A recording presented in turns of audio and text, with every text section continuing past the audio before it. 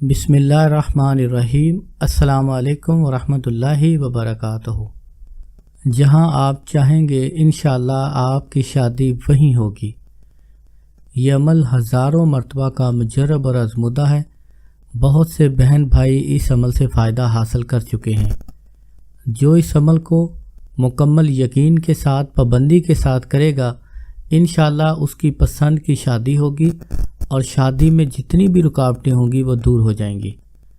اگر کسی کا رشتہ چیلنج دے کر باندھ دیا گیا ہو، کسی نے جادو کیا ہو، بندش کی ہوئی ہو، یا کوئی تعویذات کیے ہوئے ہوں، یا پتلے وغیرہ پڑھائی کر کے قبرستان میں دفن کیے ہوں، تو انشاءاللہ اس عمل کی برکت سے آپ کے اوپر جتنے بھی جادو کے اثرات ہوں گے، بندشوں کے اثرات ہوں گے، وہ سب کے سب فوراً ختم ہو جائیں گے اور شادی میں جتنی بھی رکاوٹیں ہوں گی وہ دور ہو جائیں گی اور آپ کی مرضی کے مطابق آپ کی شادی ہوگی۔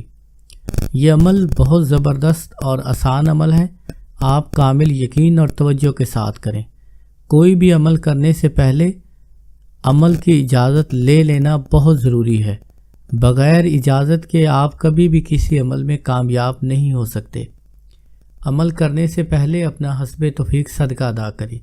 صدقہ کرنے سے مصیبتیں اور بلائیں ٹل جاتی ہیں، آپ کی دعائیں جلد قبول ہوتی ہیں، آپ کے معاملات میں آسانی ہوتی ہے۔ حسب توفیق صدقہ ادا کرنے کے بعد آپ کسی بھی دن یہ عمل شروع کر سکتے ہیں۔ یہ عمل اس وقت کریں جب نفل ادا کرنے کے لیے وقت مقروع نہ ہو۔ آپ 2 رکعت نماز نفل پڑھیں اور پہلی رکعت میں سورۃ فاتحہ کے بعد سورۃ نمل کی آیت نمبر 62 امن یجیب المضطر اذا دعاہ ویکشف السوء، یہ آیت آپ 21 مرتبہ پڑھیں اور دوسری رکعت میں سورۃ فاتحہ کے بعد پھر آپ یہ آیت 21 مرتبہ پڑھیں۔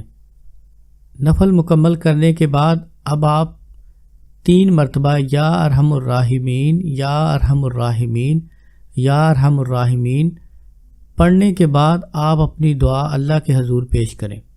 اول آخر درود پاک پڑھیں اور اس کے بعد آپ 101 مرتبہ یہی آیت امن یجیب المضطر اذا دعاہ ویکشف السوء یہاں تک 101 مرتبہ بلا ناغہ آپ پڑھتے رہیں۔ یہ عمل آپ کم از کم 21 دن لگاتار جاری رکھیں۔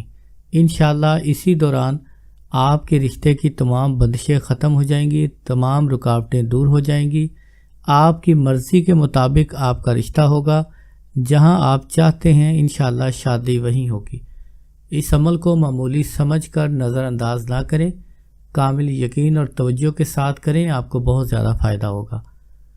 اگر آپ کسی قسم کا کوئی سوال پوچھنا چاہتے ہوں تو آپ کامنٹ کر کے پوچھ سکتے ہیں۔ السلام علیکم ورحمۃ اللہ وبرکاتہ۔